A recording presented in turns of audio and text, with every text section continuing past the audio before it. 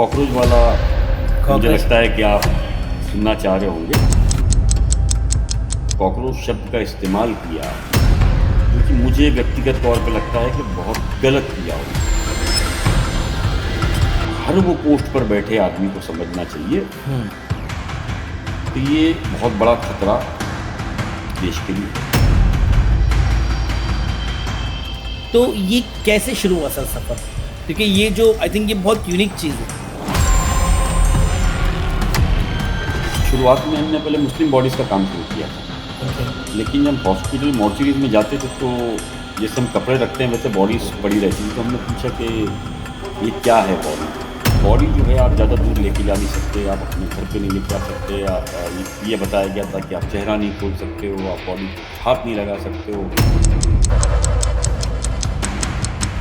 तो पहली एक बॉडी जो है वो मुंबई के मलाड इलाके के अंदर आई थी जिसकी मौत हुई थी और कब्रिस्तान ने डिनाई कर दिया था उस बॉडी को लेने के लिए डर में, गवर्नमेंट की गाइडलाइंस नहीं थी और वो बॉडी को जलाया गया था। हमको शायद ये नहीं पता है कि हिंदू मज़हब के अंदर भी ऐसी कई अवाम हैं जो अपने करीबियों को दफनाती।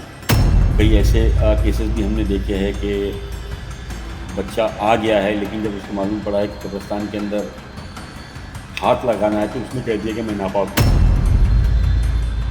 हम लोग ने साइकिल वाइकिल लेना चालू कर दिया, उन्होंने कहा तेल बचाओ, ठीक है, बाहर मत जाओ, सोना मत दो, सब चीज़ें सुन रहे। तो क्या ये सिर्फ आवाम पे लागू है, खुद पर लागू नहीं है? तो प्रधानमंत्री अगर कहीं चूक रहे हैं उसको भी छोड़ नहीं रहे लोग। देखिए ये जो जेंजी है ना, ये किसी की नहीं है।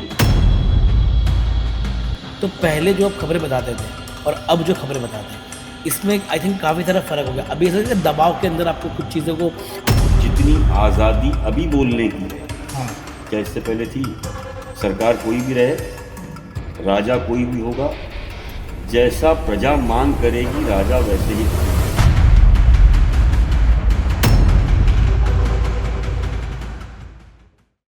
कहते हैं मरने के बाद इंसान को सिर्फ 4 कंधों की ज़रूरत होती है, लेकिन मुंबई में हर महीने कई ऐसे लोग मिलते हैं जिन्हें 2 से 4 कंधे भी नसीब नहीं होते। ना कोई अपना, ना कोई पहचान, ना कोई आखिरी दुआ पढ़ने वाला। अस्सलाम वालेकुम Habibi, Nadeem Memon from Nadeem Memon blogs. Well, आज का जो पॉडकास्ट है वो थोड़ा सा सेंसिटिव होने वाला है, बिकॉज हम जो बात करने वाले हैं वो 3 से 4 साल 5 साल पुराना जो कोविड आया था उसको लेके, उसके अलावा ऐसी एक टीम कोविड के वक्त या कोई अनजान व्यक्ति की मौत के वक्त जो खड़ी हो जाती है, लावारिश लाशों में वो इंसान ढूंढती है जो धर्म नहीं इंसानियत देखती है। वेल, इनके बहुत सारी ऐसी चीज़ें हैं जिसको शायद मैं एक पॉडकास्ट में कवर कर सकूं। तो प्लीज़ वेलकम द को founder of Mamdani trust and वरिष्ठ पत्रकार इकबाल ममदानी साहब। शुक्रिया नदीम साहब। Thank you so much sir आपका आने का।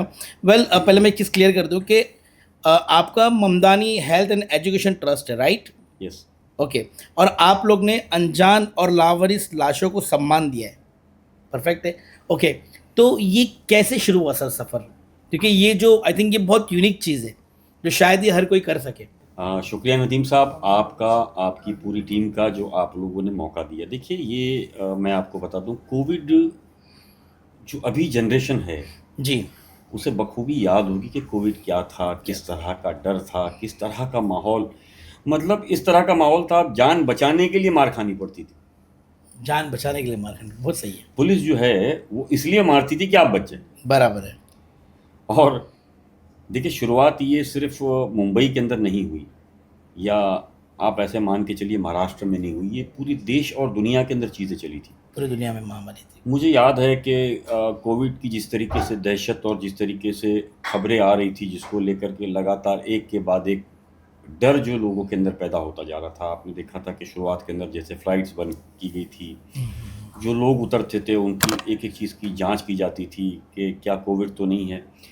तो ये माहौल इतना डरावना हो चुका था और हालात इतने ख़तरनाक हो चुके थे इन सारी चीज़ों को लेकर के कि लोग समझ नहीं पा रहे थे क्या होगा। तो चूँकि दुनिया के अंदर ये हालात थे, भारत के अंदर भी इससे पहले किसी ने इस तरह की चीज़ें नहीं देखी थी, जिसको लेकर के पहले हमारे प्रधानमंत्री नरेंद्र मोदी जी ने 24 घंटे का एक अल्टीमेटम दिया था अल्टीमेटम दिया था लॉकडाउन टाइप में। 20 मार्च वो 2020। टेस्ट करने के लिए, हम्म, और उसको बाद में उसको कंटिन्यू कर लिया गया था। अच्छा, वो आनन फानन के अंदर जो है वो गाइडलाइंस वगैरह बनाई गई थी कि अगर कोई कोविड से होती है तो उसको अंतिम संस्कार कैसे किया जाए, कहाँ किया जाए। तो शुरुआत में जो गाइडलाइंस बनी थी वो आप मान के चलिए कि करीब के हॉस्पिटल्स के अंदर और करीब का शमशान। हाँ, बॉडी जो है आप ज़्यादा दूर लेके जा नहीं सकते, आप अपने घर पे नहीं लेके आ सकते, ये बताया गया था कि आप चेहरा नहीं खोल सकते हो, आप बॉडी को हाथ नहीं लगा सकते हो, अगर हाथ लगाओगे तो आपको भी कोविड पकड़ लेगा, आप भी मर सकते हो। तो इस तरह के जो हालातों के जो गाइडलाइंस बनाई गई थी वो ये बनाई गई थी कि कोई भी मज़हब का इंसान अगर मरता है कोविड के अंदर तो उसको क्रिमेट किया जाएगा, जलाया जाएगा। जलाया जाएगा। तो पहली एक बॉडी जो है वो मुंबई के मलाड इलाके के अंदर आई थी, जिसकी मौत हुई थी, और कब्रिस्तान ने डिनाई कर दिया था उस बॉडी को लेने के लिए, डर के मारे कि गवर्नमेंट की गाइडलाइंस नहीं है, और वो बॉडी को जलाया गया था, जिसको लेकर के पहले मुस्लिम समाज में काफ़ी हंगामा हुआ। सिर्फ मुस्लिम समाज ही नहीं, हम ये कह सकते हैं क्रिश्चियन समाज, हिंदू समाज, सभी जगह पर ऐसे आस्था रखने वाले जो लोग हैं उन्होंने इसे नागवारा गुजारा। चूँकि मुस्लिम और क्रिश्चियंस के अंदर तो दफनाया जाता है, लेकिन हमको शायद ये नहीं पता है कि हिंदू मज़हब के अंदर भी ऐसी कई अवाम हैं जो अपने करीबियों को दफनाती है। अच्छा। तो इन सभी के अंदर नाराज़गी थी। तो गवर्नमेंट को ये बताया गया कि पूरी दुनिया के अंदर जो कोविड आता है वहाँ उसे दफनाया जाता है, और वैसे भी कुछ घंटों के बाद उसके वायरस ख़त्म हो जाते हैं, तो हमारे यहाँ इस तरीके का कानून क्यों नहीं। तो गवर्नमेंट को वो गलती समझ में आई, तुरंत उन्होंने जो अपना जीआर था वो रिवाइज़ किया, और मुंबई के 7 ऐसे कब्रिस्तान जो है अलॉट किए गए जहाँ पर कोरोना से मौत होने वाले लोगों को दफनाया जा सके। तो अब सबसे बड़ा चैलेंज ये था कि इस कब्रिस्तान में काम कौन करेगा। हम्म। काफ़ी डर का माहौल था। हमारे एक दोस्त है एडवोकेट इरफान शेख, ओके। उनका फ़ोन आया कि यार परमिशन तो मिल गई है लेकिन काम करना चाहिए, ऐसा है वैसा है। तो हमने कहा ठीक है। तो उस तरीके से ये कुछ दोस्त मिले और काम शुरू किया गया। तो शुरुआत में 7 कब्रिस्तानों के साथ ये काम शुरू किया गया था, लेकिन चैलेंजेस वो थे हमारे लिए कि जब हम बॉडी क्लेम करने हॉस्पिटल्स में जाते थे तो होता क्या था कि वहाँ जो प्राइवेट एम्बुलेंसेस थी वो बंद हो चुकी थी, ओके। क्योंकि डर तो हर किसी में था। बराबर। सरकार के पास कुछ ऐसे एम्बुलेंसेस थे जो पीपी किट पहन के चलाते थे। ओके।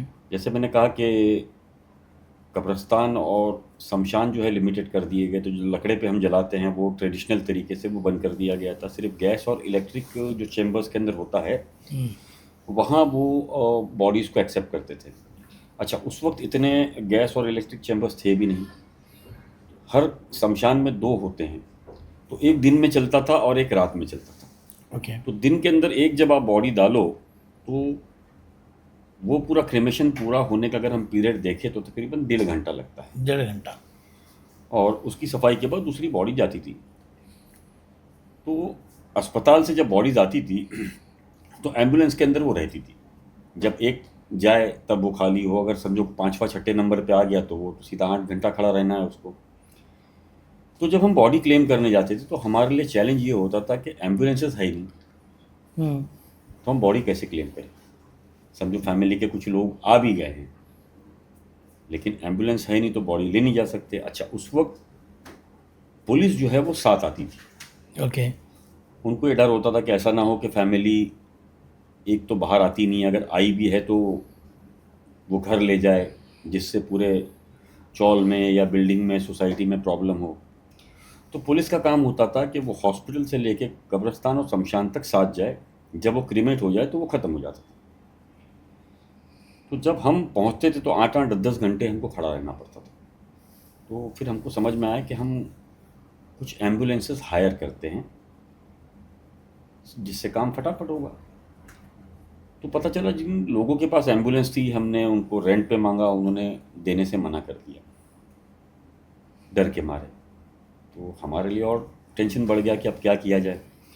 तो बैठे बैठे दिमाग में आया कि कुछ ऐसे दोस्तों ने एम्बुलेंसेस शौकिया तौर पर खरीदी थी, पॉलिटिकल पार्टी के और अलग अलग लोगों ने, कुछ संस्थाओं ने, जो यूज़ नहीं कर रही है मेंटेनेंस के चलते, वो एम्बुलेंसेस सड़ रही है। ओके।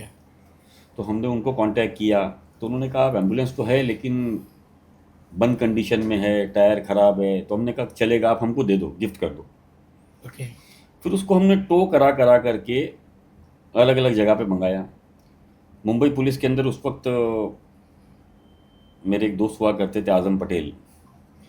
उनके सामने सारी चीज़ें रखी, कुछ और पुलिस वालों के सामने भी बात रखी। तो उन्होंने कहा ठीक है आप लाइए, हम करते हैं। फिर किसी तरीके से मैकेनिक को समझाया गया। तो पहले मैकेनिक डर रहे थे, फिर उनको बताया गया कि भाई ये जो एम्बुलेंसेस है ये कोविड की नहीं है, ये काफ़ी सालों से पड़ी है, इसको चालू करना है। ओके। तो इस तरह फिर चोर बाज़ार से, फिर आप ये मान के चलिए कि कुर्ला से अलग जगह से पार्ट्स वगैरह अरेंज किए गए। ऐसी कुछ 5 एम्बुलेंसेस हमने बनाई, ओके। जिसके अंदर गोरेगांव से 2 एम्बुलेंसेस मिली थी। एक परवेज़ लकड़ावाला ने दिया था, एक हमारे सलीम पटेल है उन्होंने दिया था। तो ऐसे करके टोटल 5 एम्बुलेंसेस हमने अपनी बनाई। एक एम्बुलेंसेस हमको मिल्लत नगर ने दिया। ओके।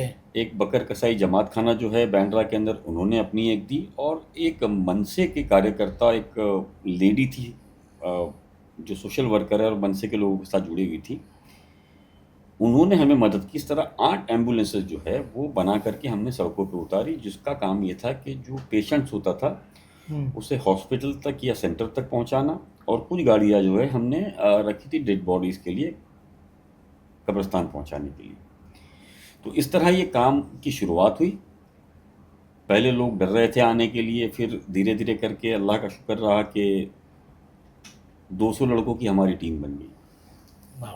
मतलब जो हमारे अपने भी थे ये मान रहे थे कि ये 2-4 दिन में मर जाएंगे, लेकिन हम लोग जिंदा थे तो उनको लगा कि नहीं ये मर नहीं रहे, मतलब कुछ बात होगी। अच्छा, आपके लिए? हाँ, तो ओके। ओके। जो हम ही सभी लोग जो लोग काम कर कर रहे थे उनके लिए। फिर धीरे धीरे करके वो जुड़ना शुरू हुआ और एक बहुत बड़ी टीम हो गई। ऐसा समझिए कि चर्च गेट से लेके हम कल्याण, डोंबिवली, नवी मुंबई, तलोजा तक काम करते थे। और चर्च गेट से लेके पालघर तक हम काम करते थे, ओके। जहाँ जितनी ज़रूरत लगती थी। जिसके अंदर एम्बुलेंस सर्विस जो है वो खास पूरे मुंबई के लिए हमने दी थी। लेकिन अगर डेड बॉडीज़ के लिए मदद होती थी तो हम उनके वहाँ अपनी गाड़ी लेकर चले जाते थे, वो सारी चीज़ें हम अरेंज करते थे। इस तरह ये काम को हमने बढ़ाना शुरू किया और इतना अच्छा रिस्पांस हमें मिला मुंबई पुलिस की तरफ से, महानगर पालिका की तरफ से, उस वक्त जो सरकार थी उनकी तरफ से, कि हर जगह कुछ भी होता था वो तुरंत हमारी मदद करते थे। कोई हमको पॉलिसीज़ के अंदर प्रॉब्लम आता था तो वो करते थे।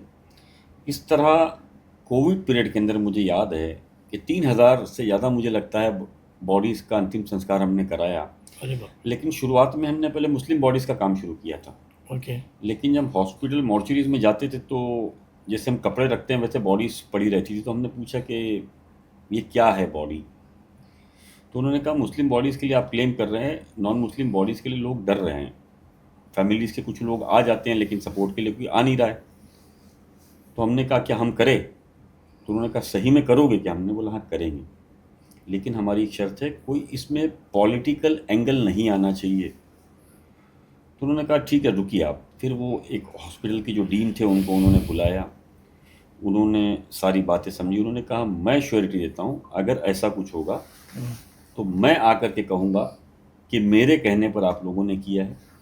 अगर मुझे उसमें मेरे जॉब की कुर्बानी भी देनी पड़ी तो मैं दे दूँगा, आप चिंता मत करिए। लेकिन आप ये मान के चलिए ऐसा कुछ भी नहीं होगा, ये बहुत बड़ा काम कर रहे हैं। फिर उस तरीके से हमने फैमिलीज़ को और पुलिस को कांटेक्ट करके हिंदू बॉडीज़ को भी लेना शुरू किया। जब हम शमशान पहुँचे तो उनको लगा मुस्लिम बॉडी है, तो उन्होंने मना कर दिया कि नहीं नहीं नहीं आप यहाँ मत लाइए, आप कब्रिस्तान ले जाइए। तो फिर उनको बताना पड़ा कि ये हिंदू बॉडी है, हमको ये बताइए कि इसका अंतिम संस्कार कैसे किया जाए। तो फिर कुछ चीज़ें उन्होंने बताई, फिर कुछ हमारे दोस्त थे उनसे फ़ोन पर चीज़ें हमने समझी। इस तरह ये काम शुरू किया गया हिंदू बॉडीज़ का भी। और मुझे याद है कि हमारी टीम जहाँ जाती थी तो सोशल मीडिया पे हम बहुत हीरो हुआ करते थे उस टाइम। ओके। लेकिन अगर किसी को पता लगता था कि ये टीम सोसाइटी में किसी के पास आ गई है तो उनको लगता था कि ये मुसीबत आ गई है, ये जल्दी से निकल जाए तो बेहतर है। इनकी वजह से हमको प्रॉब्लम हो तो जाएगी। एक डर का माहौल इतना ज़बरदस्त था। तो ये काम लगातार वो बढ़ता रहा। उसी दौरान हॉस्पिटल्स के अंदर हम एक चीज़ और देखते थे कि कुछ बॉडीज़ जो है वो पड़ी हुई है। ये दोनों का मैं फ़र्क आपको बता दूं, कोविड बॉडीज़ और इसमें। कोविड बॉडी की जो बैग बॉडीज़ होती थी वो बैग में पैक होती थी कंप्लीट, ओके। और जो नॉर्मल बॉडी होती थी वो ऐसी रहती थी। तो ऐसी कई बॉडीज़ हम देखते थे क्योंकि मॉर्चरी में जाते थे, तो उनको पूछा ये कोविड से है? तो बोले नहीं, ये लावारिस बॉडीज़ होती है। तो हमने पूछा क्या होता है, कैसे होता है? तो उन्होंने बताया कि मुंबई के अंदर कोई आया है, उसकी फैमिली ट्रेस नहीं होती है, तो हम इन सारी ही चीज़ों को लेकर के पुलिस जो है वो उसका अंतिम संस्कार करती है, कैसे करती है, फैमिली ढूंढती है। तो हमको बड़ा अच्छा लगा वो कि ये काम करना चाहिए एक फैमिली बन करके। तो हमारे कुछ मित्र हैं हमारी टीम के अलावा भी जो पत्रकार है, उनसे हम लोगों ने बातचीत की, जिसमें एक सुनील सिंह हो गए, आनंद मिश्रा हो गए, बसंत जी हमारे हो गए। ये ऐसी एक लंबी टीम जो हमारी थी, उनसे चर्चा हुई। फिर ये बात को लेकर के हमने मुंबई पुलिस से बात की। विश्वास नागरे पाटिल उस टाइम पे जोन कमिश्नर थे, तो उन्होंने कहा कि मुझे समझ लेने दो कि हम काम कैसा करते हैं। ओके। तो उन्होंने लावारिस लाशकोट। जी, ओके।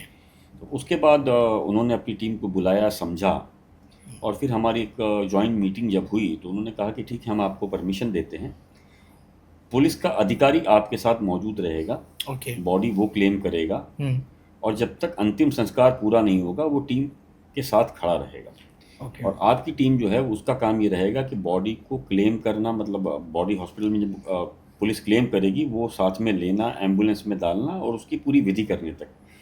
तो इस तरीके से ये काम की शुरुआत हुई। और उसी दौरान फिर कैसर खालिद साहब आईपीएस। रेलवे से कमिश्नर थे, उनसे भी बातचीत हुई, उनको भी ये चीज़ अच्छी लगी, उन्होंने भी परमिशन दी। इस तरह ये लावारिस लाशों का सफ़र शुरू हुआ। जैसे मैंने आपको बताया कि एम्बुलेंस हमने पहले शुरू कर दी थी, उसके बाद कोविड बॉडीज़। और कोविड के दौरान एक चीज़ और हमारी जो समझ में आई थी वो ये थी कि ऑक्सीजन की कमी के चलते बहुत डर था लोग। बराबर है। तो हमने और हमारी टीम ने लगातार मिल करके ऑक्सीजन कंपनी से बात करके 400 सिलेंडर्स मंगाए थे। ओके। तो उन्होंने कहा था मुंबई में ला के नहीं देंगे, आउट ऑफ मुंबई देंगे। तो वसई के अंदर उन्होंने हमको दिया था, फिर हमने सड़कों पे उतारा, उसकी फिटिंग की, फिर उसको हमने मुंबई शिफ्ट किया। तो मुझे याद है कि जो लड़के थे वहाँ ज़िम्मेदारों में, एक शादाब और सादिक, ये सभी लोग, वो मेरे ख्याल से 24 घंटे से ज़्यादा सड़कों पे खड़े रह करके उन्होंने बिस्किट खा करके वो सारी फिटिंग्स की थी। ओके। और फिर वो बाद में यहाँ जो मस्जिदें होती हैं उनको बोला गया कि आप पेमेंट करिए, 10-10 सिलेंडर्स आप ले जाइए और जो ज़रूरतमंद है उनको आप दीजिए। बराबर बराबर याद है मुझे। तो उस तरीके से वो काम शुरू किया गया था। तो मुंबई और मुंबई के बाहर भी ऐसे सिलेंडर्स हमने बाद में काफ़ी भेजे थे। फिर रिफिलिंग्स वगैरह के लिए हमारे से टाई अप होता था, हम उसको अलग अलग जगह रिफिलिंग करा करके भेजते थे। तो कोविड पीरियड के अंदर ये काम जो शुरू हुआ था वो, अब ये समझ लीजिए कि एक बहुत बड़े लेवल से उसके अंदर वो बदल गया है। आज Mamdani health and education trust जो है, महीने की 100 से 125 डेड बॉडीज जो मुंबई पुलिस के पास निकलती है, उसका अंतिम संस्कार उनके पूरे धार्मिक रीति रिवाज के हिसाब से कराता है।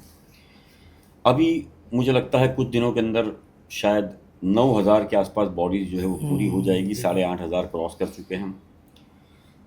हमारे पास ये मान के चलिए कि 12 लोगों की टीम है, अपनी एम्बुलेंसेस है।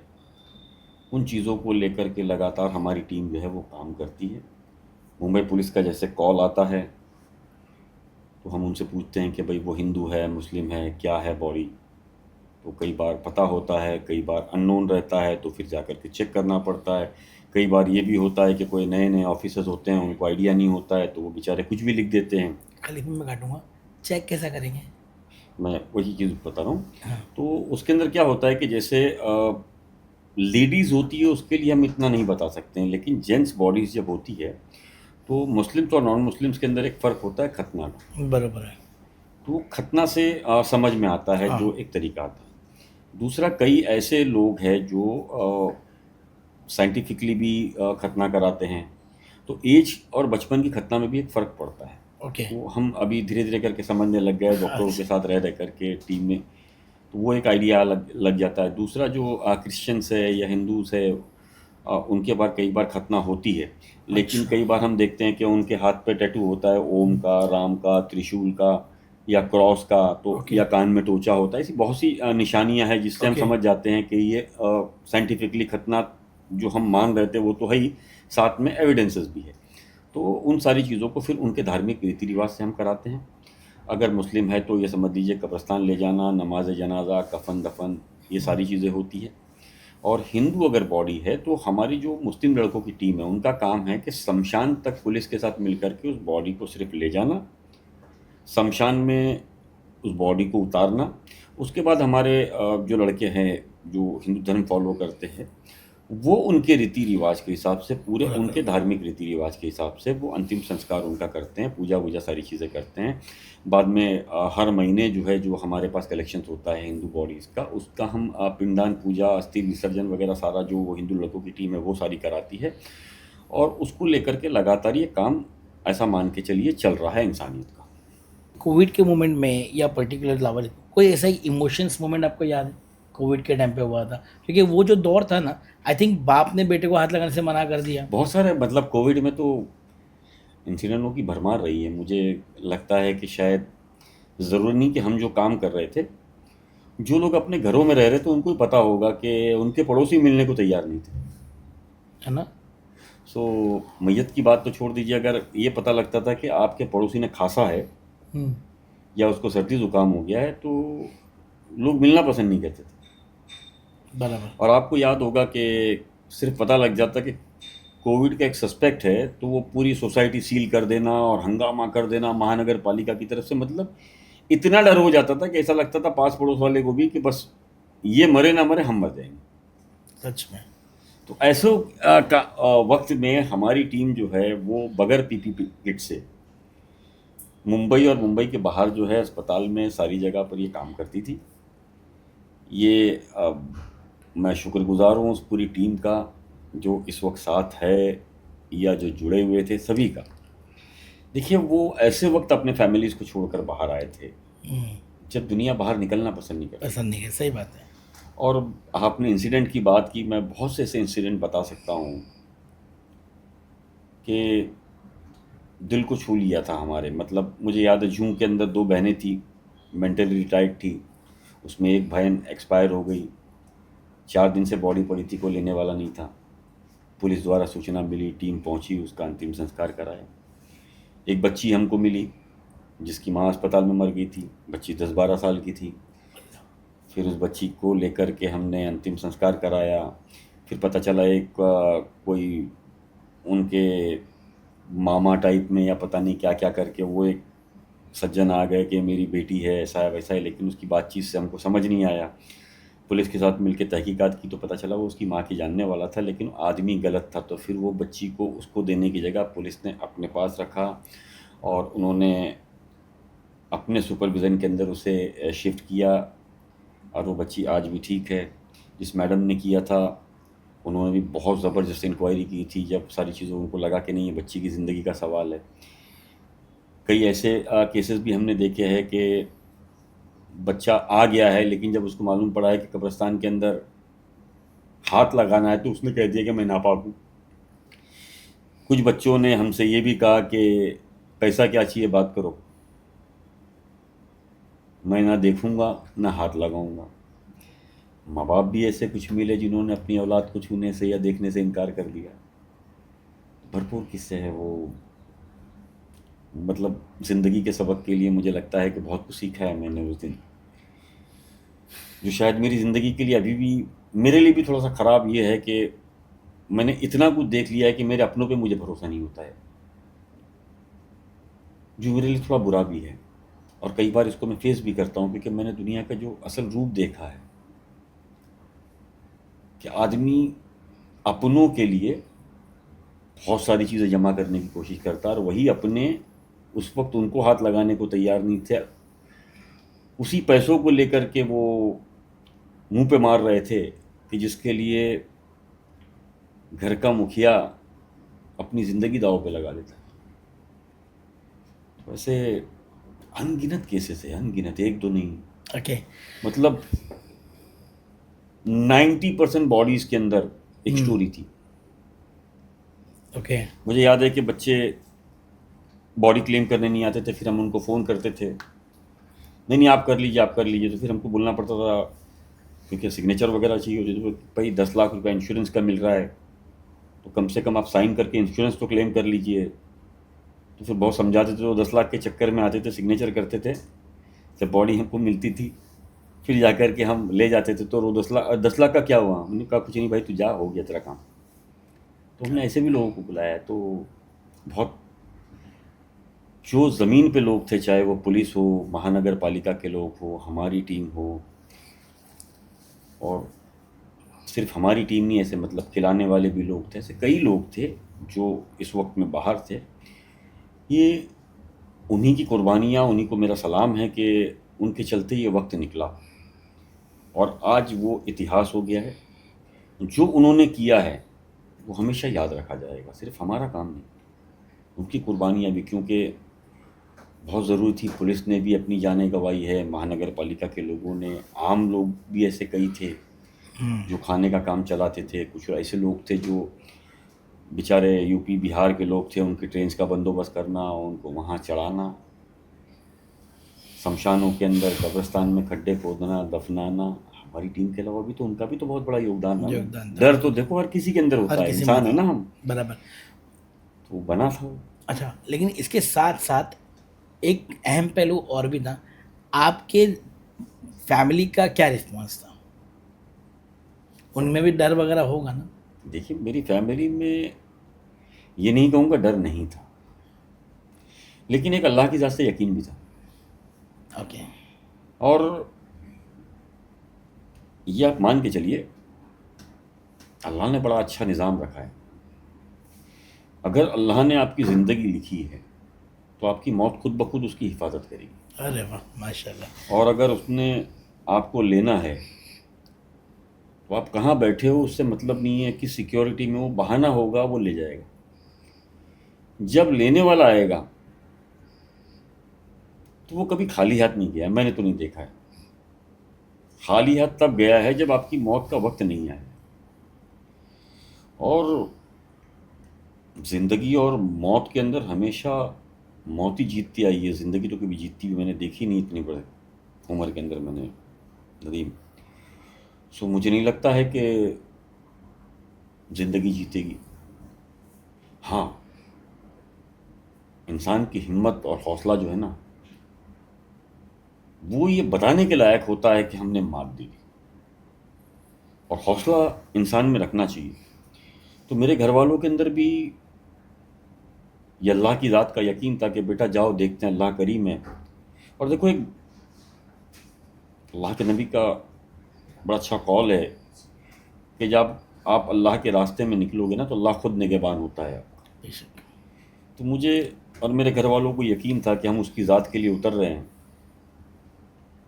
तो वो हमारा मददगार भी है, वो हमारा सहारा भी है, हर वो चीज़ हमारी है। और उसको अगर लेना होगा हमको तो हम घर बैठेंगे तो भी ले लेगा। लेकिन देखिए क्या होता है, लड़ते हुए जब आप जाते हो ना तो वो शान अलग होती है, वो आप बुज़दिलों में नहीं गिने जाते। माशाल्लाह। तो हमारे देश के अंदर, हमारे मुल्क में, हमारे शहर में जो वबा आई थी, तो सिर्फ पुलिस ही क्यों, हमारे पर भी तो आई थी ना। सही तो बात। हमको भी मिलकर उनके साथ करना चाहिए था काम। जब एक चेन बनेगी हम्म। तभी तो जा कर के इस पूरी चीज़ को हम्म। आप, इस जंग को जीत पाओगे ना। हम्म। तो इस जंग को जीतने के लिए माओं की कुर्बानी भी ज़रूरत थी, बीवियों की कुर्बानियों की भी ज़रूरत थी, बच्चों की कुर्बानियों की भी ज़रूरत थी, और बापों की कुर्बानी की भी ज़रूरत थी। तो हर जिसका जितना हिस्सा था, मुझे लगता है उतना देने वालों ने दिया है। माशाल्लाह। Okay. Let me tell you one thing कि सर, इकबाल भाई को फाउंडर हैं Mamdani health and education trust के, राइट, और साथ ही साथ में एक सीनियर जर्नलिस्ट, वरिष्ठ पत्रकार भी हैं। तो मैं चाहूँगा कि हम लोग दोनों पर्सपेक्टिव से बात करें। परफेक्ट है? ओके। देखिए, हमारे जो ये एक पॉडकास्ट का एक वो है कि अगर आपको लग रहा है कि ये क्वेश्चंस नहीं है तो हम उसको एडिट कर देंगे, हटा देंगे। बट मैं चाहूँगा कि अभी इसका मैं दूसरा पहलू इस पर अगर बात करूँ, अगर आपको लगे, आपने एप्स्टीन फाइल का नाम सुना है, जिसमें कोविड को बताया कि था ही नहीं। एज एन जर्नलिस्ट आप उसे कैसे देखते हो? एप्स्टीन फाइल तो अभी आई है, हम्म। एक किताब है, आपको सभी को मिल जाएगी अमेज़न पे और इस पे, the eyes of darkness. Eyes of darkness, okay. उसके ऑथर है डीन क्नूज। Okay, good. 1981-82 में उसने किताब पब्लिश की थी। ओके। ज़ाहिर-सी बात है कि रिसर्च में भी टाइम लगा होगा। 81-82 के अंदर उसने किताब में लिखा था कि 2020 में वुहान सिटी से ये कोविड नामक बीमारी शुरू होगी, कितने साल रहेगी, उसके दुनिया पे क्या असरात रहेंगे, क्या क्या होगा, वो सारा 1981 के अंदर जो किताब पब्लिश हुई है उसके अंदर आपको मिल जाएगा। आप एप्स्टीन फाइल तो अभी 2025-26 की बात कर रहा है, अब इतना दूर क्यों जाए? आप जाइए थोड़ा सा पीछे, अगर समझना है तो मुझे लगता है 45 साल पीछे जाइए, तो कोविड का इतिहास आपको पता लग जाएगा। अच्छा, 1980 में वुहान की इतनी बड़ी हैसियत नहीं थी कि वो दुनिया को कुछ कर सके। तो ऐसी कोई ताकत थी जो ये सोच रही थी कि उन्हें 2020 में क्या करना है। अच्छा, उसके अंदर आप पढ़ोगे ना, तो लिखा है, देखिए आप, कि कैसे मेडिसिन बनाई जाएगी, कैसे इंजेक्ट किया जाएगा, उसका क्या असरात होंगे, सारी चीज़ें दी सारी है। चीज़ें लिखी थी। आप उसको पढ़िए, क्या नाम बताया आपने? The eyes of darkness. Eyes of darkness. तो ओके, उस किताब को मुझे लगता है पढ़ना चाहिए। ग्रेट। सो अंदाज़ा लग जाएगा आपको। Very nice, thank you so much भाई। अच्छा, इकबाल मुझे एक चीज़ बताइए, देखिए बहुत सारे आज का एक ट्रेंड चल रहा है, नेकी कर और वीडियो इन सोशल मीडिया पे डाल, ठीक है ना? But let me tell you one thing, कि जब मैं भाई से बात किया था, इकबाल भाई से, और जब मैं मिलने के लिए गया, तो रिसर्च के दौरान कुछ चीज़ें मिली है। और भाई मतलब माशाल्लाह रेगुलर बेसिस पे कुछ ना कुछ करते हैं। अभी हर किसी की अपनी अपनी नीयत होती है, जो भी जो नीयत से करे ना, कबूल करना तो अल्लाह की है, ये हमारा अकीदा है। तो भाई मैंने ये देखा है कि माशाल्लाह रिसर्च में ये पता चला है कि आपका फाउंडेशन जो है वो अप्रोक्सीमेटली पर डे 400 लोगों को खाना खिलाता है। Is that true? जी। ओके।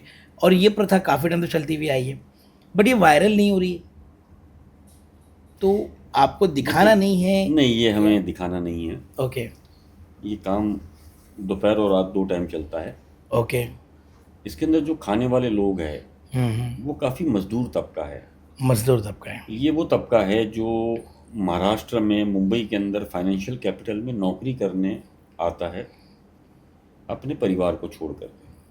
अच्छा, ये जो लोग आते हैं ना, ये हमारे भारत के अलग अलग राज्यों से आते हैं, और ये लेबर क्लास खास करके होता है। तो लेबर क्लास में क्या होता है, मुंबई के अंदर आपकी तनख्वाह 12,000 से 18,000 के बीच में रहती है। हम्म। तो आप फैमिली लाते नहीं हो, आपकी फैमिली की जिम्मेदारी आप पर रहती है। तो पैसा बचाने के लिए आप क्या करते हो कि सुबह बिस्किट का एक पैकेट ले लोगे, चाय ले लोगे, उसमें डुबा के आप खा लोगे। हम्म। फिर पूरा दिन जो है वो या तो गुटखा या कोई चीज़ से भूख मारोगे, रात को एक वक्त जाके आप खाना खाते हो। तो मैं ये मानता हूँ कि अगर 100 रुपया भी एक टाइम के खाने का इस महंगाई में लगता है, तो 3,000 रुपया उनका ये हो गया। अगर 15,000 की सैलरी है तो उनका रहना करना, गुटखा, ये वो सारा मिला के 3-4 हज़ार का आप ये खर्चा पकड़ लीजिए, तो आधा पैसा जो है उसका यहाँ चले जाता है।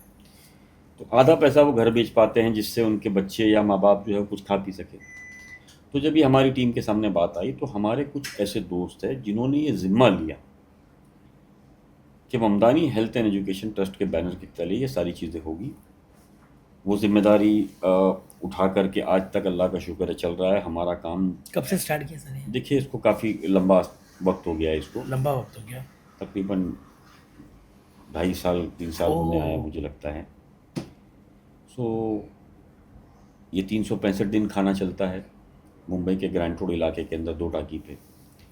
तो ये फूड जो है वो पैक होके आता है, और लोगों को वक्त मालूम है तो वो आते हैं, अपना खाना लेके चले जाते हैं। दोनों टाइम? दोनों टाइम। देखिए, इसके अंदर आपने कहा कि हम दिखाते नहीं हैं सोशल मीडिया, हम दिखा इसलिए ले रहे हैं क्योंकि जो हमारे पास आ रहा है वो ऐसा तो कोई है नहीं ना कि किसी कॉरपोरेट का बहुत बड़ा मालिक है या सीईओ है जो खाने आ रहा है। तो तुम्हें दिखा भी देता कि भाई लोग आ रहे हैं।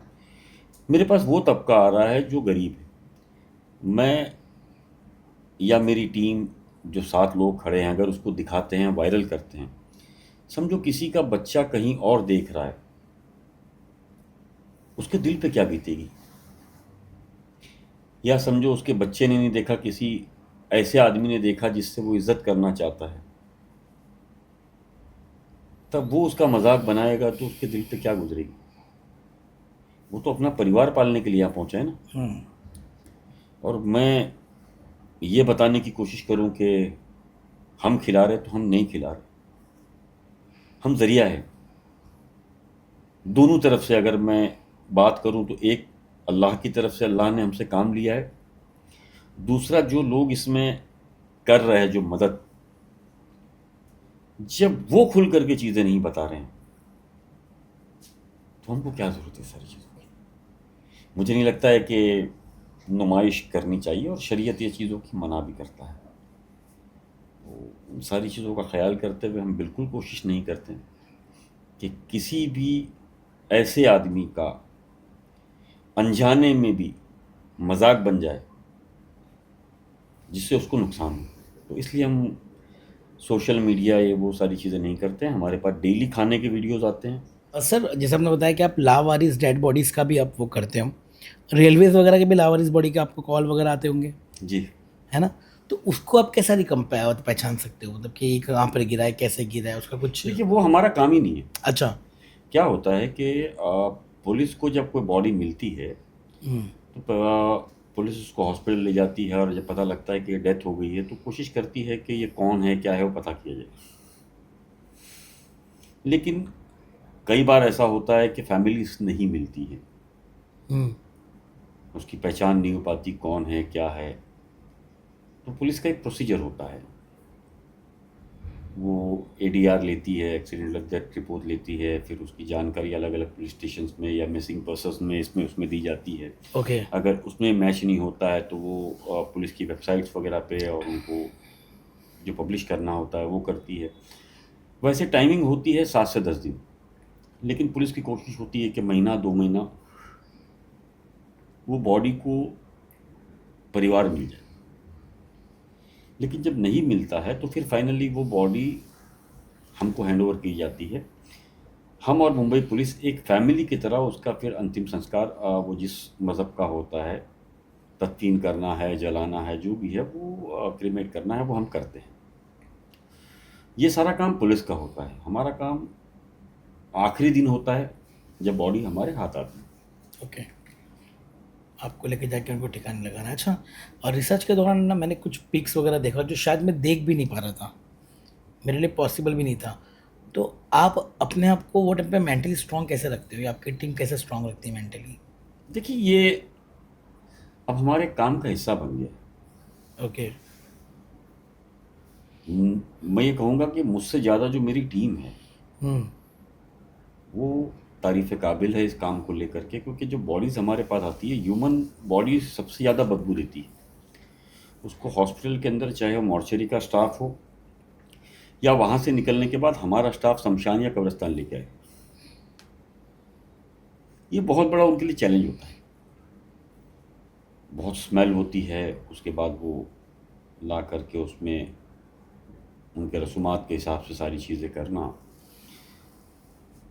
वो चैलेंज भरा काम होता है। लेकिन चूंकि ये मैंने कहा कि ये एज ए फैमिली हम काम करते हैं, तो ये हमारी जिम्मेदारी बनती है कि सही तरीके से वो सारी चीज़ें हो जाए। ये तो आपका एक हो गया फाउंडेशन के हिसाब से। मैं फिर जाऊंगा मीडिया की तरफ, बिकॉज यूर सीनियर जर्नलिस्ट।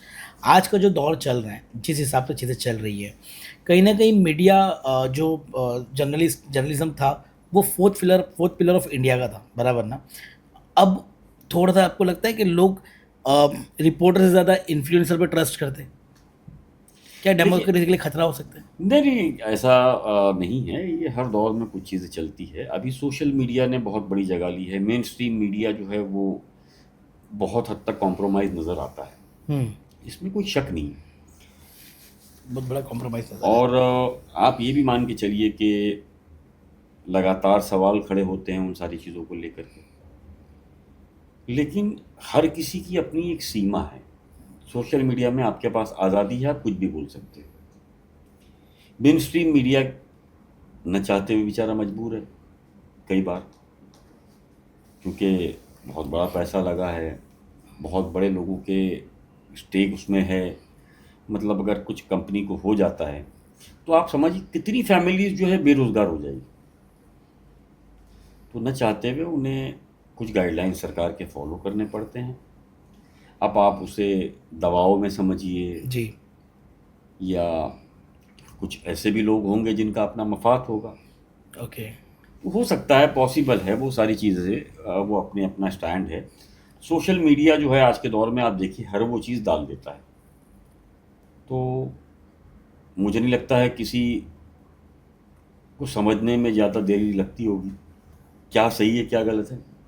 और जो ये जेंजी है ना, जेंजी ये बहुत स्मार्ट है। बहुत स्मार्ट है। आपको हमको बताने की ज़रूरत नहीं है कि क्या सही है क्या गलत सच में। है। ये 2000 के बाद की जो पैदाइश है। पैदाइश है, वो मुझे लगता है कि पुराने पॉलिटिशियंस से, पुराने घाघ से, पुराने पत्रकारों से बहुत आगे है। अपडेट वर्जन है पूरा सर। तो जिस चीज़ की आज 5th जनरेशन की जो लड़ाई है ना, उसके अंदर ये लोग बहुत आगे, भयंकर इससे आगे। है ना। अब रिसेंटली भी कुछ चल रहा है हाँ, पार्टी में। रिसेंटली जो कॉकरोच वाला, मुझे कॉकरोच। लगता है कि आप सुनना चाह रहे होंगे, यस। तो मैं आपको बता दूं, ये जब हमारे सुप्रीम कोर्ट के एक बहुत ज़िम्मेदार ने कॉकरोच शब्द का इस्तेमाल किया, जो कि मुझे व्यक्तिगत तौर पे लगता है कि बहुत गलत किया उन्होंने, तो उस पे सोशल मीडिया पे मीम्स बन करके चलना शुरू हुई। हम्म। और आप देखिए कि वो कुछ घंटों के अंदर कई मिलियंस पार कर चुकी है। राइट। तकरीबन 13 मिलियंस जो है वो पार कर चुकी है कॉकरोच जनता पार्टी के नाम पर। ये सटायर है एक तरीके का। और इस सटायर को लेकर के लोग अगर इतने सीरियस है, तो देश के हर वो पोस्ट पर बैठे आदमी को समझना चाहिए हम्म। कि ये बहुत बड़ा खतरा देश के लिए है। और जिस युवा को आप खुश करके आगे ले जाना चाहते हैं, अगर वो इस तरह की चीज़ों को लेकर के नाराज़गी व्यक्त कर रहा है, तो आप यकीनन ये मानिए कि आपने युवाओं को कॉकरोच समझा है। लेकिन कॉकरोच की एक खासियत मैं आपको बता दूं, अच्छा। न्यूक्लियर वॉर के अंदर भी वो जिंदा रहते हैं। हाँ। अच्छा, हाँ, उनके अंदर सांस रोकने की ठीक क्षमता है। है। हाँ। सो जिसको आप कॉकरोच समझ रहे हैं, अगर वो जिंदा रह गए, तो जो कॉकरोच नहीं है उनका क्या होगा। बहुत अच्छा। सो मुझे लगता है कि उन्हें अपने इस रवैये पे, इन शब्दों पर माफ़ी मांगनी चाहिए, क्योंकि वो बहुत बड़े पद पे हैं, गरिमा वाले पद पे हैं। मैं बहुत छोटा हूँ बात करूँ, लेकिन उन्होंने इस पद का इस्तेमाल देश को बचाने के लिए, देश को एक होकर के एक साथ लेके चलने के लिए करना चाहिए था, ना कि बेरोजगारों को लेकर के सवाल खड़े करने चाहिए थे उनको, कॉकरोच को। उनको तो ये सवाल खड़ा करना चाहिए था कि सरकार, जिस बेरोजगारी के लिए लोग अब सड़कों पे आ रहे हैं, पिछले दिनों हमने देखा कि नोएडा की तरफ लोग सड़कों पे आए, उन पर लाठीचार्ज हुई, जो नौकरियों की बात की गई थी वो नौकरियां नहीं मिल रही। तो इससे जो जनता नाराज़ है, और ख़ास करके युवा पीढ़ी जो पढ़ी लिखी है, जो कभी पेपर लीक के अंदर परेशान होती है, तो कभी पर्चा भरने में लीक के हिसाब से परेशान हो जाती है। सरकारी महकमे के अंदर हज़ारों नौकरियां खाली है, आप किसी को ले नहीं रहे हैं। आप देखिए कि क्या कंडीशंस आपने चीज़ें की है। तो उसको लेकर के हर देश का व्यक्ति जिम्मेदार है। हम भी उतने ही जिम्मेदार हैं, हमारे पॉलिटिशियंस हो, हमारे ब्यूरोक्रेट्स हो, ये सभी उतने जिम्मेदार हैं। देखिए आज विदेशों के अंदर अगर कोई बात निकलती है, तो वो सारे एक साथ खड़े हो जाते हैं। हमारे पास एजुकेशन के अंदर एक तो पहले कमी है, लेकिन हमारा युवा पढ़ रहा है तो वो आज बेरोज़गार है। आज वो इसलिए परेशान है कि क्या होगा उसके बाद, वो डिप्रेशन में जाता है, वो ड्रग्स की तरफ जा रहा है। आप देखिए कि आज हर कॉलेज, स्कूल्स और जितनी सोसाइटीज़ है, वहाँ ड्रग कॉमन होता जा रहा है। उसकी वजह है कि पढ़ा लिखा जो तबका है, उसको जब जॉब नहीं मिलती है, वो बेकार होता है, वो डिप्रेशन में नशे करने लगता है। हम्म। तो उसको बहुत गहराई से सोचना चाहिए। ये देश का मसला है, और देश को बचाने के लिए हर इंसान की जिम्मेदारी है, चाहे मैं हूँ, आप हो, या टॉप पोजीशन पे बैठा कोई भी व्यक्ति हो। Very nice. Okay sir, because आप एक सीनियर जर्नलिस्ट हैं, तो मेरा सवाल ऐसा था कि आप पहले कितने साल से जर्नलिज्म में सर? काफ़ी ऑलमोस्ट एक लंबा टाइम हो गया। लंबा टाइम हो गया। तो पहले जो आप खबरें बताते थे और अब जो खबरें बताते हैं, इसमें आई थिंक काफ़ी सारा फ़र्क हो गया। अभी ऐसा है कि दबाव के अंदर आपको कुछ चीज़ों को मैनिपुलेट करना पड़ता है, आपके सब शब्दों को या आपकी खबर को, ऐसा कुछ होता है? मुझे बताइए, आप लोग खबर देखते हैं, आपको क्या लगता है? देने वालों को छोड़ दीजिए, सुनने वालों को क्या लगता है? देखिए, देने वाले बड़े कम हैं, जी। सुनने वाले ज़्यादा हैं। हुँ, तो सुनने वाला इसका फैसला करे कि ये खबरें दबाव वाली है या हुँ। जो आज के दौर में चल रहा है वो सही ओके। है, गलत है। वो मुझे मैं लगता है एज़ अ कि कॉमन सिटीज़न ऑफ इंडिया बताता हूँ, ठीक है ना? हमारे सिस्टम ने, हमारे देश के एक जो प्रधानमंत्री हम आके बोलते हैं कि वो पेट्रोल बचाओ, हम लोग ने साइकिल-वाइकिल लेना चालू कर दिया। उन्होंने कहा तेल बचाओ, ठीक है, बाहर मत जाओ, सोना मत लो, सब चीज़ें सुन रहे। तो क्या ये सिर्फ़ अवाम पे लागू है, खुद पर लागू नहीं है? अब ये चीज़ मीडिया क्यों नहीं दिखाती है? नहीं, ये बिल्कुल दिखा रही है। वो तो हमें बचाने के लिए बोल रही है ना मीडिया भी तो। नहीं, नहीं, देखिए, मीडिया के अंदर भी 2, जैसे आपने कहा, एक हुँ, मेनस्ट्रीम मीडिया है हुँ, और एक सोशल मीडिया है। हुँ, आज जो युवा है, हुँ, वो सोशल मीडिया को ज़्यादा ट्रस्ट कर रहा है, हाँ, ठीक है? परफेक्ट है। वो तो सारी चीज़ें बता रहा है। हुँ, वो ये भी बता रहा है कि अगर किसी देश का प्रधानमंत्री, किसी राज्य का सीएम जो है वो साइकिल से चल रहा है, बुलेट से चल रहा है, ऑटो हुँ, से चल रहा है, घोड़े गाड़ी से चल रहा है, या कोई मिनिस्टर चल रहा है, उसके पीछे जो काफिला चल रहा है उसको लेकर के भी वो मीम्स बना के बता रहा है। सही है। भाई, प्रधानमंत्री अगर कहीं चूक रहे हैं उसको भी छोड़ नहीं रहे लोग। देखिए, ये जो जेंजी है ना, हुँ, ये किसी की नहीं है। सच में। आप कोई माने या ना माने, इसको आप समझ लीजिए मेरी बात को। देश के अंदर आज़ादी से लेके अब तक हुँ, आप एक सर्वे निकालिए, चाहे वो दबाव का हो, चाहे सोशल मीडिया पे बोलने का हो, हुँ, जितनी आज़ादी अभी बोलने की है, हाँ, क्या इससे पहले थी? आज आप एक मोबाइल लेते हो, कहीं भी खड़े हो जाते हो, किसी भी पुलिस स्टेशन के सामने, किसी के भी सामने, कोई भी करप्शन के सामने। किसी की ताकत है रोकने की? नहीं, आप लाइव कर देते हो। तो इतनी आज़ादी कभी नहीं थी। ठीक है, दबाव है, ठीक है ना? दबाव को आप रहने दीजिए, दबाव से ज़्यादा आज़ादी है, आप उसको लीजिए, मज़ा करिए। बट आप बताइए ना, आपको किसने मना किया है? आप अपने क्षेत्र की छोटी हुँ, छोटी समस्याओं को खड़ी करिए। आप पार्टी वाइज जाइए मत। हाँ, आप क्यों बंटते हो पार्टियों में? हरे में, ऑरेंज में आप क्यों जाते हो? भाई, जो पढ़ा लिखा तबका है वो देश को लेके आगे बढ़े। जो देश के लिए करेगा वो आगे बढ़ेगा। आप डिसाइड करिए ना। बिल्कुल सही है। आप क्यों ये सोचते हो कि वो पार्टी ने वादा किया तो हम उसकी तरफ चल दिए? उसने तो आप मूर्खता तो आप कर रहे हो। यहाँ तो माल बेचने के लिए तो कोई भी फॉर्मूला को यूज़ करेगा, हुँ, खरीदना तो माल आपको है ना सर। सही है। तो आप डिसाइड करिए कि जो पैकिंग के अंदर दिखाया जा रहा है वो पैकिंग का माल सही है, गलत है। आप ही डिसाइड करिए। अगर आपने गलती से ले लिया है तो तुरंत फिर सोशल मीडिया पे जाइए और बोलिए कि ये पैकिंग का जो माल था ये गलती से हमने ले लिया, ये ब्रांड खराब है सर, आप आ जाइए अब। तो आप आज ये ताकत रखते हैं, माल बना भी सकते हैं, बिगाड़ भी सकते हैं। एक चीज़ को आप देख लीजिए कि आपके हाथ में रिमोट है, रिमोट की भी ज़रूरत नहीं, मुझे लगता है मोबाइल आपके पास है जिसके अंदर आप अपने घर की हर वो चीज़ उससे मैनेज कर सकते हैं। परफेक्ट है। एक क्लिक पर आप पेमेंट कर सकते हो, दवाई मंगा सकते हो, आप एसी चालू कर सकते हो, टीवी चालू कर सकते हो, लाइट्स, पंखे सारे। अभी आप आम आदमी को देखिए, एक जगह ऐड आता है, वो फट से कुछ सेकंड्स में कहीं और चले जाता है। सही है। या कोई खबर या कोई फ़िल्म उसको लगती है कि ये मुझे कुछ सेकंड्स भी वो बर्दाश्त नहीं कर रहा है। तो जब आप इतना बर्दाश्त नहीं कर रहे हो, तो आपको लगता है कि कोई चीज़ गलत हो गई हो, तो आपके हाथ में है ना, आप हुँ, बदल दीजिए। किसने रोका है आपको?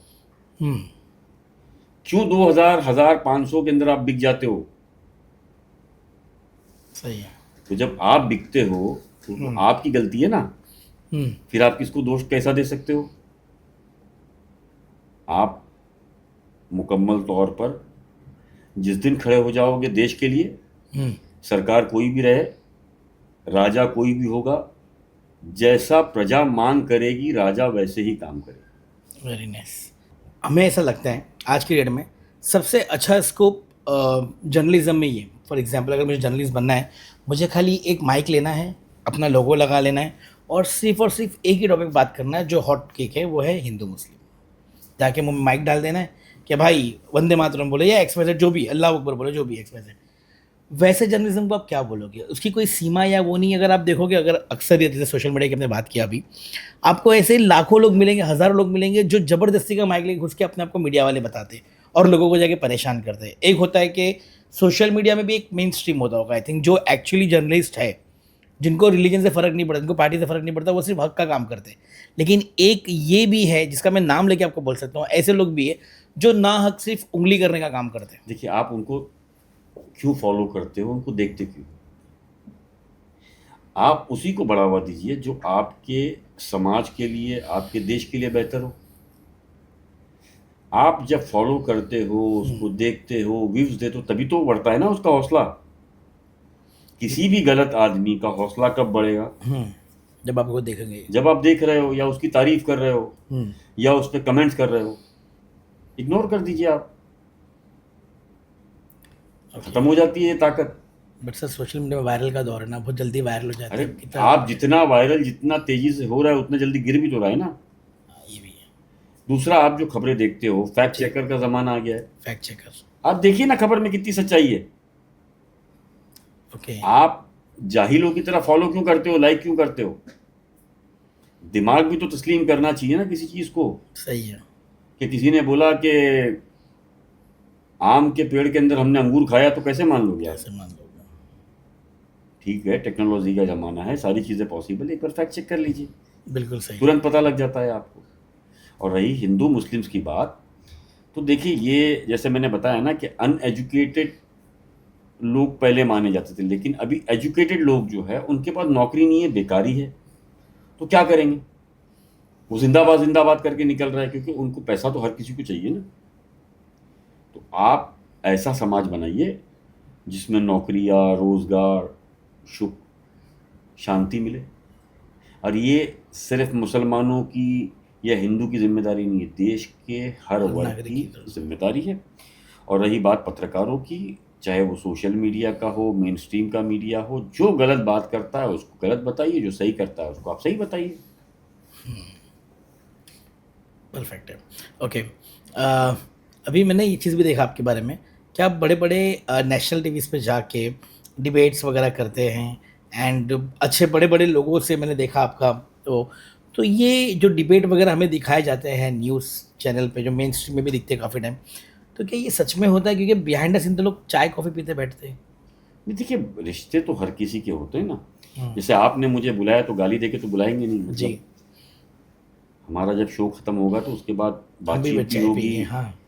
कई चीज़ें हम एक्सचेंज भी करेंगे, दुनिया को भी समझेंगे। जो टॉपिक्स पे आपने मुझे बुलाया है, क्या उसकी जानकारी मुझे दी है कि आप क्या सवाल पूछने वाले हैं? बिल्कुल नहीं। वैसे वहाँ भी यही होता है।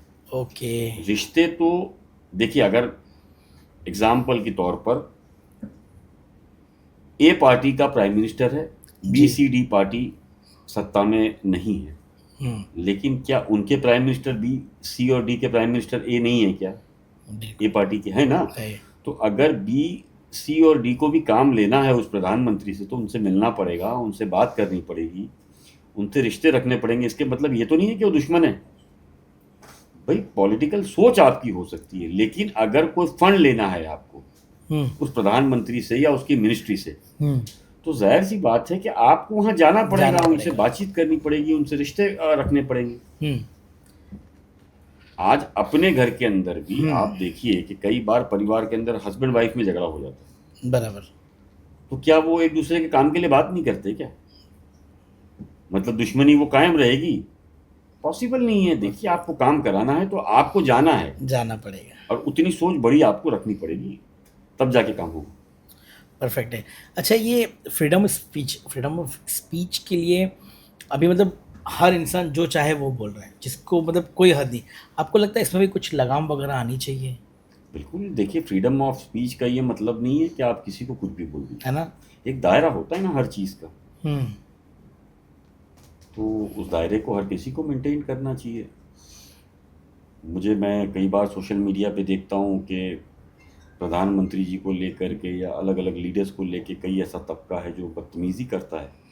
देखिए, आपका अपना विरोध अलग है, जी, विरोध लेकिन अलग जिस है। पद पर जिस गरिमा पे वो बैठे हैं वो है तो हमारे देश के ना। हम्म, हो सकता है उनके फैसले कुछ गलत हो सकते हैं, उतार चढ़ाव हो सकता है, लेकिन गरिमा की बात करें तो है तो वो हमारे देश के। बहुत अच्छी बात तो बोली बहुत आपने। सम्मान के साथ हमें बात करनी चाहिए, हमारी बात रखनी चाहिए। बात रखनी चाहिए, बट विद नहीं, ड्यू ऐसी रिस्पेक्ट। बात नहीं है, लेकिन बदतमीजी के साथ नहीं रखनी चाहिए, जिसको आप फ्रीडम ऑफ स्पीच कहते हो। आप किसी को गाली वाह, देके फ्रीडम ऑफ स्पीच कैसे बता सकते हो? Very nice. तो मुझे लगता है कि हर रिश्तों के अंदर, हर बातचीत के अंदर एक सीमा होती है, उसका हर किसी को पालन करना चाहिए, चाहे आपका दुश्मन ही क्यों ना हो। ओके। आप एग्जाम्पल के तौर पर, आपका दुश्मन अगर आपके घर आ जाए तो क्या आप उसको बदतमीजी करके निकालोगे? नहीं। तो फ्रीडम ऑफ स्पीच के साथ के अंदर आपके मज़हब के द्वारा, आपके हर धार्मिक किताबों के द्वारा कुछ चीज़ें भी आपको सिखाई गई है, उसका भी तो सम्मान करना है ना। जब अजमल कसाब यहाँ मारा गया हाँ। तो हमने उसको इंसाफ दिलाने के लिए वकील से लेके हर वो चीज़ें दी। जब वो मरा तो उसकी तदफीन जो कराई पूरे रिवाजों के साथ कराई। वो तो दुश्मन था, उसने हमला किया था, उसके बाद भी हमने किया सारी चीज़ें। हमने मतलब सिस्टम ने किया, राइट? सिस्टम ने, हमारे देश की बात कर रहा हूँ। हाँ। तो जो देश के प्रधानमंत्री है, या जिससे आपको लगता है कि भाई कोई भी पार्टी हो कि ये राज्य का मुख्यमंत्री वो है या हमारे पसंद का नहीं है, तो आप बदतमीजी नहीं कर सकते। वो सिस्टम पे बैठा है, यानी कि सिस्टम के अंदर जनता ने उसे चुना है, चाहे आप वो सही तरीके से समझिए, गलत तरीके से समझिए, लेकिन वो चुन के आया हुआ प्रतिनिधि है। आप अपनी बातें रखिए, गाली गलौज ना करिए, और उसको फ्रीडम ऑफ स्पीच का नाम न दीजिए। वेरी सम्मान नाइस, के साथ चीज़ें करिए, वेरी नाइस। अपने अधिकारों के लिए पूरी लड़ाई लड़िए, बहुत अच्छी यह बात, आपका हक है। बहुत अच्छी बात, माशाल्लाह। मतलब हम अपनी बात सिस्टम पर रख सकते हैं, but with due respect. Yes, आपको मर्यादा में रह के अपनी बात रखनी पड़ेगी, राइट? यस। अभी तक का सबसे बड़ा स्कैम कौन सा था? देखिए, बहुत से बड़े स्कैम्स है, हाल फिलहाल में तो एफटीन सबसे बड़ा है। आपने कवर किया था एप्सिन फाइल्स? एफटीन फाइल्स को लेकर के हमने काफ़ी बातचीत की है, शोज़ वगैरह किए है उसको लेकर के, और दुनिया के अंदर हर कोई बात कर रहा है। काफ़ी चीज़ें खुली है, काफ़ी बाकी है, कुछ दिनों में होगी। एफटीन फाइल तो है जिसको लेकर के दुनिया के अंदर ईरान जंग हो या कोई भी चीज़ें, उसे दबाने की कोशिश की जा रही है। अच्छा, जो मतलब एक कॉमन मैन सोच रहा है, वही जर्नलिज्म भी सोचता है कि यार ये इसी के लिए हो रहा है। नहीं, देखिए, कॉमन मैन से आगे जाके जर्नलिस्ट सोचता है, अच्छा। तभी जाके वो कॉमन मैन को चीज़ें बता पा रहा है। हाँ। ओके। क्योंकि आप पूरा दिन यही काम कर रहे हो, कॉमन मैन आपकी खबरों को फॉलो करके बातचीत करता है। सही है। तो दुनिया के अंदर बहुत सी ऐसी चीज़ें हैं जो एफटीन फाइल से जुड़ी हुई हैं, एप्सिन फाइल्स। और ऐसी कई चीज़ें हैं जो अभी भी दुनिया के सामने आई नहीं। ओके। और एफटीन फाइल एक ऐसी फाइल है कि हमको और आपको पता लगेगा आने वाले कुछ सालों के अंदर कि उसको दिखा के या दबा करके कई बड़े बड़े ज़िंदगी के और दुनिया के सौदे हो चुके हैं। अरे बाप रे।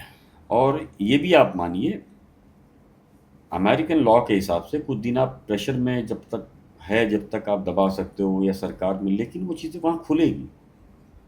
अच्छा। और कई ऐसे चेहरे, कई ऐसे नाम जो है आपके सामने आएंगे, और वक्त के साथ हमेशा बदलाव आता है, हमेशा आता है। और ये आएगा। मैं कुछ छोटे छोटे क्वेश्चन पूछता हूँ, अब उसका एक बेसिक आंसर दीजिएगा। मीडिया बिक चुकी है, सच या झूठ? ये मुझे नहीं लगता। झूठ। देखिए, बहुत सिंपल सी बात है, मतलब मीडिया का आप कैसे पूरा बोल सकते हो 100% कोई चीज़ बिकी है? कुछ परसेंट तो हर जगह नालायक होते हैं, हर जगह नालायक होते हैं। तो कुछ परसेंट के लिए सारों को तो आप ब्लेम गलत नहीं नहीं कर बोल सकते सकते हो। तो मुझे नहीं लगता ये चीज़ है। ओके। डिग्री इम्पोर्टेंट है या नेटवर्किंग? दोनों ही अपनी अपनी जगह अलग है। ये डिग्री तो सिखाती है ना नेटवर्किंग आपको। आप डिग्री। पढ़े लिखे हो तभी तो समझ में आएगा कि क्या करना है, कैसे रिश्ते रखना है। Very nice. ओके। इंडिया का यूथ लेजी है या सिस्टम टायर्ड कर रहा है? देखिए, मुझे नहीं लगता है लेजी है। अगर लेजी होता तो कुछ घंटों के अंदर इतने मीम्स नहीं बनते या इतने फॉलोअर्स नहीं बनते। Very nice, very nice. Okay. आज का बिगेस्ट स्कैम एजुकेशन है, पॉलिटिक्स है या मीडिया है? देखिए, आज की तारीख में ऐसा मान के चलिए कि पॉलिटिशियंस ने ही मीडिया भी कवर करके रखा है, एजुकेशन भी कवर करके रखा है। अभी आप उसमें डिसाइड करिए कौन हो सकता है।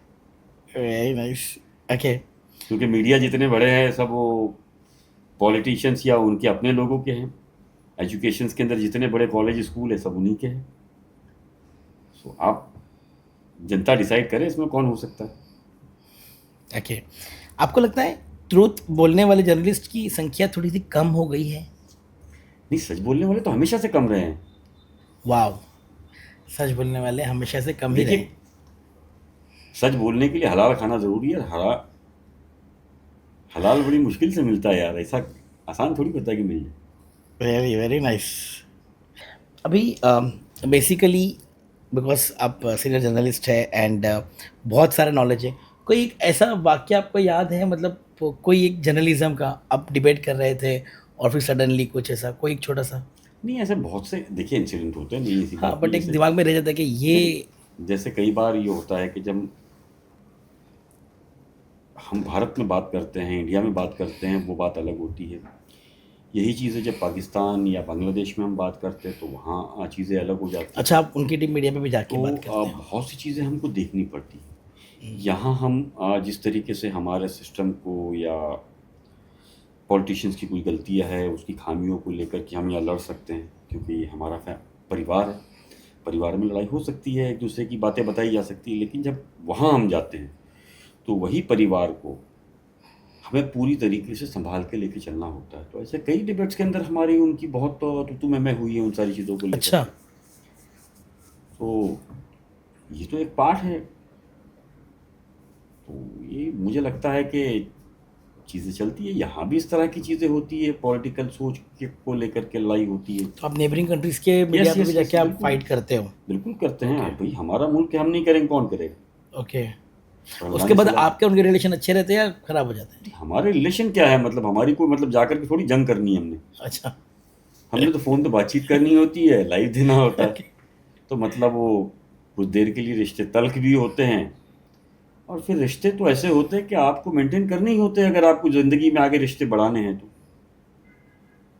रिश्ते आगे लेके चलना है ना, तो समझौता उनको भी करना है, हमको भी करना है। बातचीत करके ही समझौता होगा। लड़ाई तो हमने करनी नहीं है।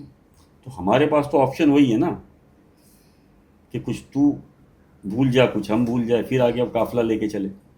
वेरी नाइस, माशाल्लाह। जिस अंदाज से आप बात कर रहे हो ना, तो मुझे भी मेरे खुद के पर्सनली बहुत सारे डाउट्स क्लियर हो रहे हैं। बट मैं फिर से एक बार याद दिला दूँ, इकबाल ममदानी साहब वो हैं जिनका एक एजुकेशन ट्रस्ट है, Mamdani welfare and education trust है। दिन में ये बता रही नहीं, ये मैं चाह रहा हूँ अपने इससे बताने के लिए, विद ड्यू रिस्पेक्ट, कि माशाल्लाह इनकी टीम की तरफ से पर डे लोगों को 400 अप्रॉक्सीमेट लोगों का खाना खिलाया जाता है बिना किसी को। और सबसे बड़ी बात ये कि बहुत बहुत मुमकिन है कि उसके अंदर किसी के वालिद हो, किसी का भाई हो, जो शर्मिंदा ना हो जाए फैमिली के सामने, इसलिए ये लोग उसको वायरल नहीं करते। बट मेरी रिक्वेस्ट है, और मैं चाहता हूँ कि हमारे इसमें नीयत इंपॉर्टेंट होती है बराबर, कि आप करें, शायद कल से हम भी करें। अच्छा, इसमें मेरा एक सवाल बाकी रहेगा जो मेरे दिमाग में घूम रहा था, क्या ये जो ममदानी ट्रस्ट का जो पेमेंट आता है, जो आप खाना खिलाते हो, इसमें ज़कात रहती है? नहीं, ओके। ये सारा लिल्लाह पैसा है जो लोग कर रहे हैं। ओके।